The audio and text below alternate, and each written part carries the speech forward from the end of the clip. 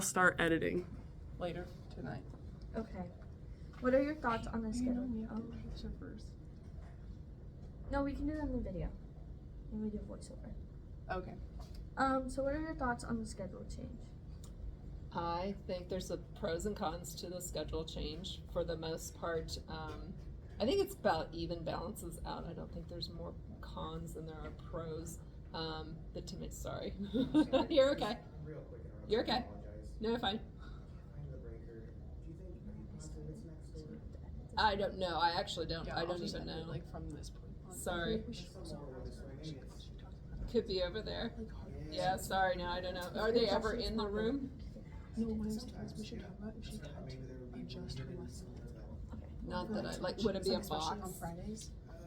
gray panel. Yeah. We can ask. That's okay. Sorry. So after that, after the Okay, so I think there's a lot of pros and cons to the schedule that we have currently. I'll start with the pros. I think the pros are probably for AP kids to have that consistency throughout the semester and take the test is beneficial to them. Probably math students as well, so they don't lose as much from one year to the next.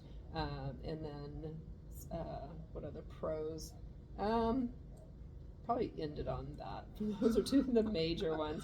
The cons for us in our area, definitely the foods classes, it's impacted those in a negative way. Just with storage spaces and kids having to alternate from one room to the next, and then we alternate those kids again, so they alternate, which makes it a lot more challenging. And just having the sheer number of students can be more challenging for a student or a teacher, as far as when it comes time to remember names, getting to know them, can be problematic. And then I would also say just the Friday schedule tends to be pretty chaotic when we have all 8 classes. It's exhausting, 100% exhausting by the time you get to 7th and 8th block or class.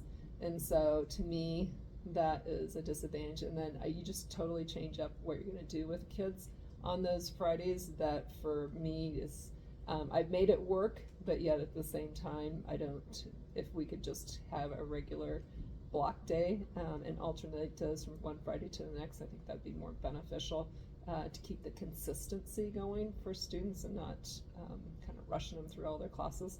What else? No, I'm still on negatives, right?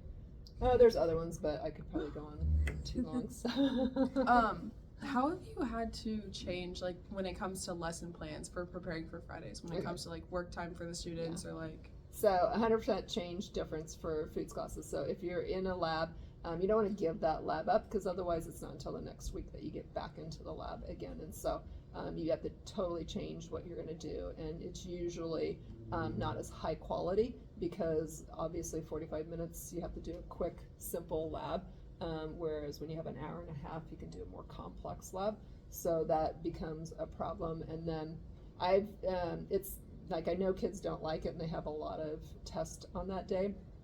But for a teacher, it's like, the timing is like perfect. So I've made my tests like open notes, and I've allowed students to work together, so it's less of a stressful environment, so it's not testing all day. But they can, it's usually not as bad, and they usually do pretty well on it too. So I've usually done things on those Fridays that can support that and help them. Sometimes it's a little review, and that's the same thing for textiles too. That's a class, like, it's pointless to get out the sewing machines and start sewing because you have so little time to get anything done. And so that becomes like a wasted day too. And really, when you start in the textiles lab and you start sewing, you really need to keep on going, because throwing other little things in there is almost pointless. But anyway, that's part of it, yeah, so it's changed. How do you think it's affecting your students? I think probably the AP kids are doing just fine and being very successful. I think the students with IEPs are probably struggling a little bit more, because now we have double the classes to think of, as opposed to just 4 classes to focus and concentrate. I go back to when I was in college. During the regular college year, you had a lot more classes you had to work on, and I always took 2 summer classes just because I wanted to, and I wanted to get done earlier. In the summertime I was a straight A student because I only had 2 classes to focus on. During the year I was like A B's, couple C's, just because you have so many more classes you have to focus on. It's hard to keep all that in your head. So even for me back then it was a challenge. I can't imagine and I didn't have an IEP. Can't imagine kiddos with IEPs, how much they struggle with those multiple classes that they're trying to juggle. And then how are you adjusting to the schedule and your students? Like I said, changing up my Fridays, doing some things different, especially with lab days. And then I've also like at the end of, I've usually 10 or 15 minutes at the end of whatever class, I allow students to just hang, chill. I used to like keep packing things in, but anymore it's just like it's too much. They have too much going on. So 10, 15 minutes at the end of the block gives me time to get some stuff done before the next class comes in, allows them a chance to kind of chillax for a little bit, and kind of just be kids instead of having to focus 100% of the time all the time. Perfect. That's the other negative I was going to say is students are trying to either take college classes, like seniors trying to take college classes. Our schedule does not allow for that to happen. Yeah. And then students that are like work, if they need to work, that just messes up their work schedules too. So not a fan of Fridays, mainly.